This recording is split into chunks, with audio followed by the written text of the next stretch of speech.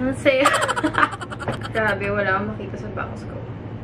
Hi guys! Welcome back to my YouTube channel. So for today's video, syempre, alam nyo naman na siguro yung gagawin natin dahil nga nakalagay na sa title and may pa-space bun, may pa-bangs. Talaga nga naman, pinag talaga natin today. Gagawa natin ng reaction vid ang bagong single ng Blackpink. So ayun, these past few days, actually, nakikita ko na talaga sa timeline ko. As in, naka-flood na talaga yung timeline ko na magkakaroon nga doon ng comeback ang Blackpink.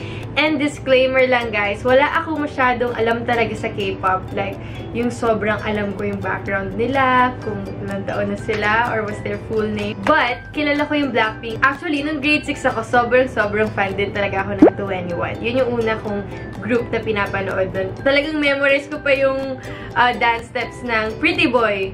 Yeah, Pretty Boy ng 2NE1 at yung mga I Don't Care, Fire. Sobrang naging obsessed ako sa 2NE1 noon. Hindi ko lang alam kung bakit nahinto. So, kung natatandaan nyo, gumawa rin kami ng cover ng As If It's Your Last and I'll show you the video right now.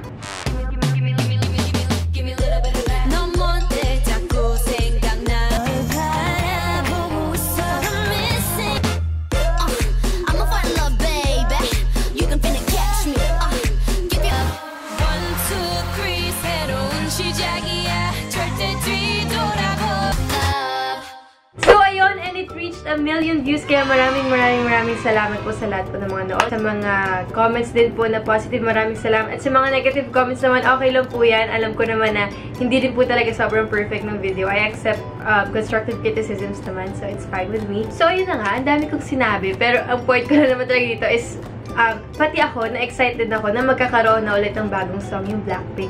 And nakita ko lang yung teaser, no? Nung nakita ko na grabe, sobrang dami talagang nag-aabang sa Blackpink. Nag-tweet ako, Blackpink comeback all over my timeline.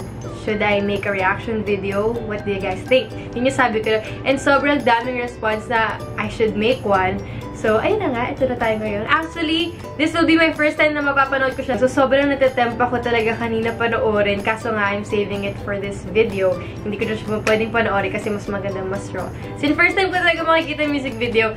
And I must say, lahat talaga ng music video ng Blackpink, grabe. The visuals, lahat. Sobrang ganda. Nakakapagtaka nga kasi kahit alam naman nila na wala ako masyadong alam sa K-pop. Ang daming mga nagre-request ng dance cover.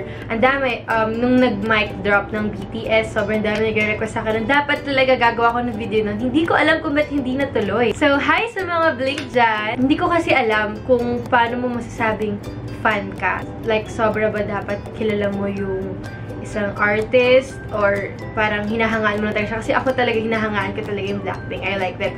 Kasi sobrang professional sila when they're performing. They're really stunning, amazing, beautiful. Actually, kapag nakita ko sila sa timeline ko, hinihintuan ko talaga yung videos nila. So, ang dami ko na palang nasabi. And panoorin na lang natin. Let's start in 3, 2, 1. So, ang title ng video is Do Do Do Do.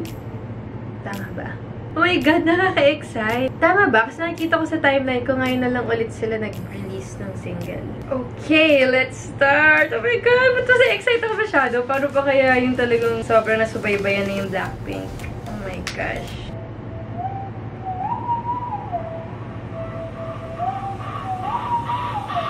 Ay! Ganda. Oh my gosh. Nakaka-excite yung choreo nila. Yes, queen.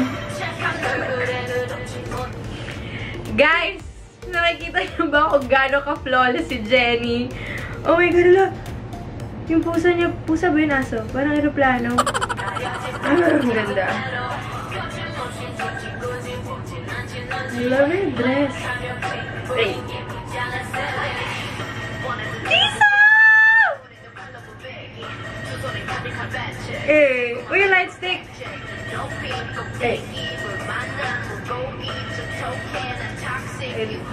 Yung rapping skills niya talaga.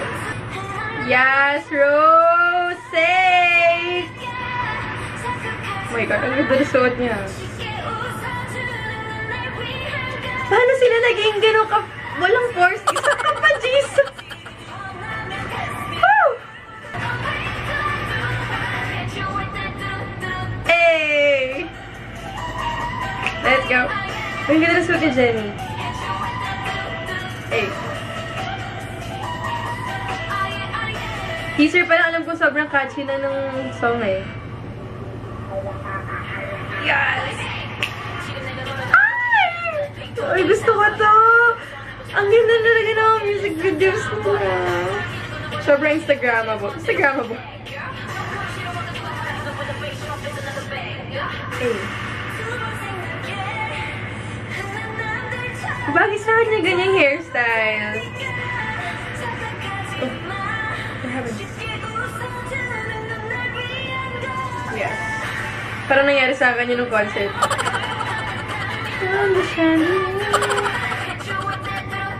Hey! Ang ganda ng set design! Ay, Lisa! Hindi talaga dito kay Lisa. Lisa talaga ako nakatingin. Si Jen. Hey!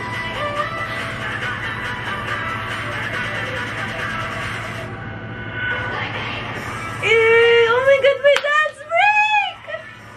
Yes! Hey! Naantay ko yung Blackpink in your area. Hindi ba nila sasabihin?